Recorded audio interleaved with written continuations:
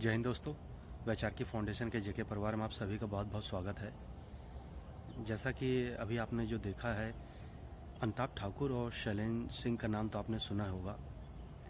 अंताप ठाकुर का तो मैंने भी नाम सुना था, लेकिन शैलेंद्र सिंह का मैं नाम नहीं सुना था। शैलेंद्र सिंह का नाम मैं हालिया दिनों में सुना हूँ। और इन दोनों व्यक्तियों से परिचित होने बाद मुझे भारतीय फिल्म सूल की याद आती है, जिसमें मनोज वाजपेयी का किरदार समर प्रताप का, वो इन्हीं के ऊपर ऐसा लगता है फिल्माया गया है बहुत पहले। ये दोनों ऐसे पुलिस अधिकारी जिन्होंने हमेशा जनता के लिए काम किया, और जनता के लिए काम करने के लिए इनको आशीर्वाद में सरकार के तौर पर इनको रिटायरमेंट लेना पड़ा। अंताप ठाकुर का तो अभी आपने हालिया में देखा, जबरिया रिटायर का। और शैलेंद्र सिंह का नाम मैं नहीं परिचित था, उनके बारे में अभी मैंने सुना हालिया दिनों में, जब योगी सरकार ने उनके ऊपर जितने भी आपराधिक केस लगाए गए थे सरकार के द्वारा, वो हटाए गए। 2004 में शैलेंद्र सिंह जी के द्वारा मुख्तार अंसारी पर पोटा लगाया गया था, तब वो आए थे सरकार के नज़रों में। और उस वक्त की जो मुलायम की सरकार थी, उन्होंने उनको बहुत बधाई भी दी। पर जब बाद में पता चला कि इन्होंने मुख्तार अंसारी पे पोटा लगाया है, ना कि कोई मामूली रूप से हथियार की बरामदगी दिखाई हो, और जब ये मुलायम सरकार को पता चला तो उनके ऊपर वो सरकार द्वारा दबाव बनाने लगे कि आप इसको पोटा के रूप में हटाइए और मामूली रूप से हथियार की बरामदगी दिखाइए। परंतु जो भी एक सरकारी कार्रवाई हो जाती है कागजों पे, वो फिर दोबारा पलटी नहीं जा सकती है, चाहे वो FIR हो या कोई बरामदगी हो या कोई भी चीज़ रही हो। और उसके बाद फिर शैलेंद्र सिंह को इस्तीफ़ा देना पड़ा था मजबूरन तौर पर। उस वक्त शैलेंद्र सिंह की जो नौकरी थी केवल 10 वर्ष की हुई थी, और उनके पास बहुत सारा अनुभव था प्रदेश की सरकार के लिए काम करने के लिए।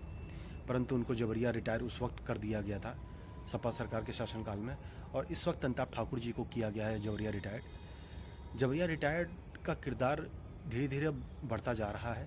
सरकार को जब लगता है ये अधिकारी हमारे लिए काम नहीं कर रहा है या हमारे लिए मुसीबतें पैदा कर सकता है, तो वो उनको रिटायर करने लगते हैं। और अगर हम अंताप ठाकुर जी की बात करें तो आपने देखा होगा, अंताप ठाकुर और शैलेंद्र सिंह जैसे लोग ये अपने कर्तव्य पथ पर कितने डटे हुए थे कि सरकार इनको जबरिया रिटायर करना पड़ा। और बाकी असल मायने में तो जो पुलिस की सेवा होती है, देश की सेवा होती है और जनता की जो सेवा होती है, यही तो अधिकारी कर रहे थे। बाकी सब जितने भी पुलिस अधिकारी लोग हैं, वो तो केवल कंधों पे धातु लटकाए दिन काट रहे हैं।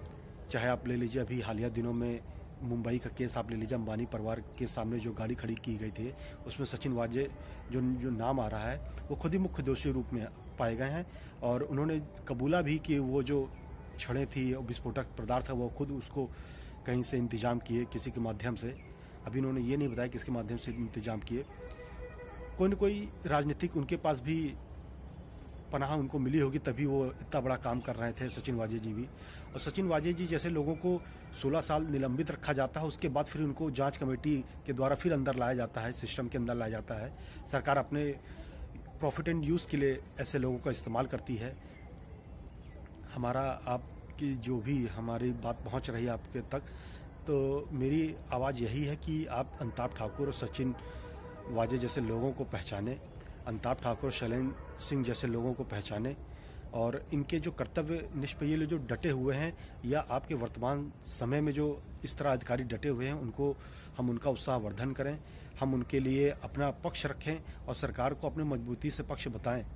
हम देख सकते हैं इस टाइम सिस्टम में, इस टाइम जो न्यायपालिका की सिस्टम है, जो पुलिस विभाग की सिस्टम है, इसमें सत्य हमेशा परेशान रहता है, और वो सत्य शाहिदी वाले दिवस के दिन पराजित भी हो जाता है।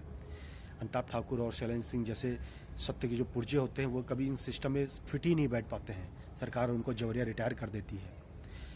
जब ऐसी स्थिति पैदा होती है, जब सभी चीज़ों की जांच पड़ताल के लिए जांच कमेटी बन जाती है, तो मैं सरकार से अनुरोध करता हूं कि इस तरीके से भी एक जांच कमेटी बैठाई जानी चाहिए। जो लोग जबरिया रिटायर किए जाते हैं, आखिर ऐसी क्या उन्होंने सरकार के लिए स्थिति पैदा कर दी जिसको उनको जबरिया रिटायर किया जा रहा है। अगर वो अपने कर्तव्य पद पर डटे हुए हैं, तो उनको रिटायर करने के बढ़िया उनको उत्साहवर्धन किया जाना चाहिए। धन्यवाद साथियों।